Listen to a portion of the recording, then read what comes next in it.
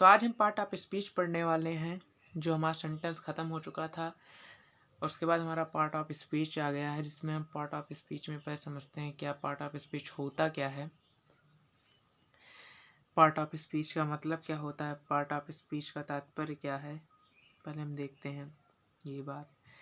कई शब्दों से मिलकर एक वाक्य बनता है। कई शब्द को मिलाकर एक वाक्य बनता है। व्याकरण के अनुसार यदि शब्दों को क्रम में रखा जाए। व्याकरण के अनुसार यदि शब्दों को क्रम में रखा जाए या रखते हैं, क्रम से रखते हैं।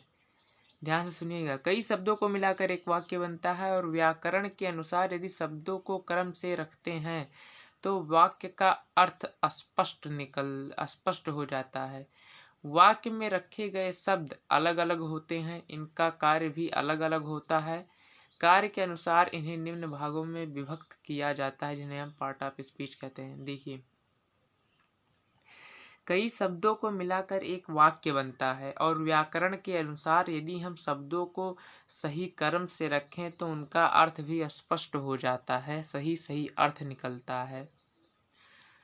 और वाक्य में रखे गए शब्द अलग अलग होते हैं। जो वाक्य में रखे गए शब्द होते हैं वो अलग अलग होते हैं। बहुत बहुत रेयर कंडीशन में कोई शब्द मिलता है और इनका कार्य भी अलग अलग होता है।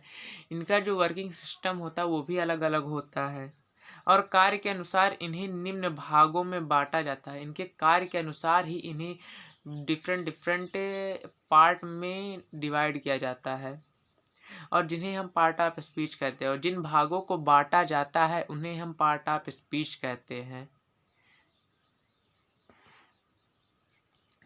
मैं ऐसा करता हूँ आपको डेफिनेशन अच्छे से समझ में आ गया होगा। अब हम देखते हैं उन भागों का नाम क्या, वो भाग हैं क्या। तो पार्ट ऑफ स्पीच के 8 भाग हैं। मतलब उन जो शब्दों का क्रम है, व्याकरण के नियम के अनुसार जो शब्दों को रखा जाता है अलग अलग शब्द जिनका कार्य भी अलग अलग होता है, वे 8 हैं।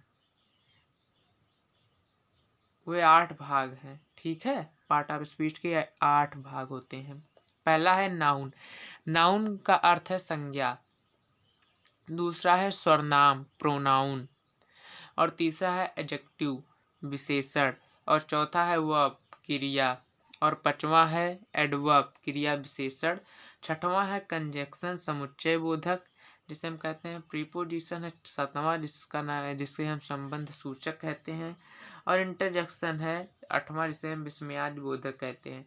तो ये 8 टाइप हैं पार्ट ऑफ स्पीच के, जो पूरे 8 टाइप इतने होते हैं। इन्हीं से हमारा ग्रामर बना है, पूरा वर्ड इसी से बनते हैं। सेंटेंस में ये कोई भी सेंटेंस ऐसा नहीं है जिसमें ये 8 कोई ना कोई ना पाया जाए। हर सेंटेंस में ये 8 पाए ही पाए जाते हैं।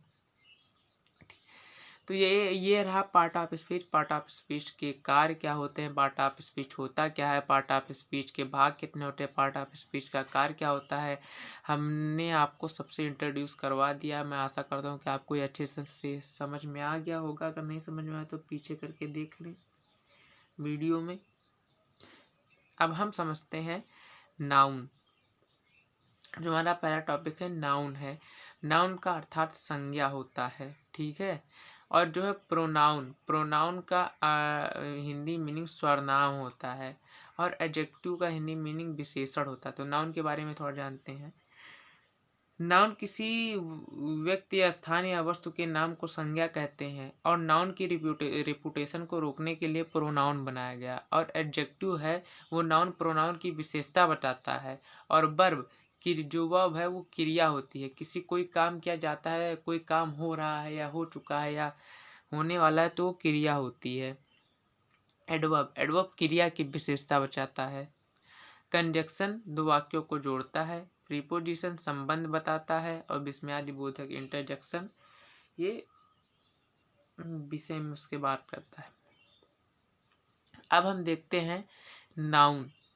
जो हमारा पहला टॉपिक है, हम नाउन को पढ़ते हैं। नाउन होता क्या है, नाउन होता क्या है, इसके कितने टाइप होते हैं।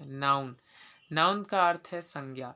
किसी व्यक्ति स्थान या वस्तु के नाम को संज्ञा कहते हैं। किसी व्यक्ति का नाम हो तो वह संज्ञा है, किसी स्थान का नाम हो तो वह संज्ञा है, किसी वस्तु का नाम हो तो वह संज्ञा है अर्थात नाउन है। इस ब्रह्मांड में जितने भी वस्तुएं जिन्हें हम अपनी आँखों से देख सकते हैं, नग्न आँखों से, और वह उनका कुछ नाम भी हो तो वो सब संज्ञा है, नाउन है। तो इसलिए noun is a naming word.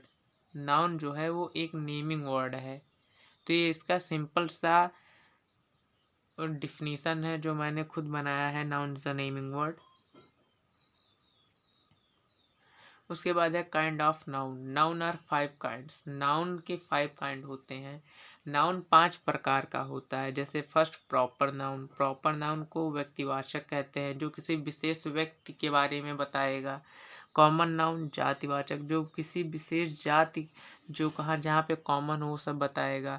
Collective noun समूहवाचक संख्या, ये तीसरा है जो समूह के बारे में बताता है। एंड जो हमारा चौथा नंबर है वो मटेरियल नाउन है, द्रव्यवाचक, जो हमारे नाउन को बताता है। और पांचवा है एब्स्ट्रैक्ट नाउन, जो भाववाचक है, ये हमारे भावों को प्रकट करता है। ये हमारे भाव को प्रकट करता है, जो ये 5वां नंबर है। तो मैं आशा करता हूँ कि आपको नाउन समझ में आ गया होगा। पार्ट ऑफ स्पीच के काइंड क्या होते हैं, नाउन के काइंड क्या होते हैं।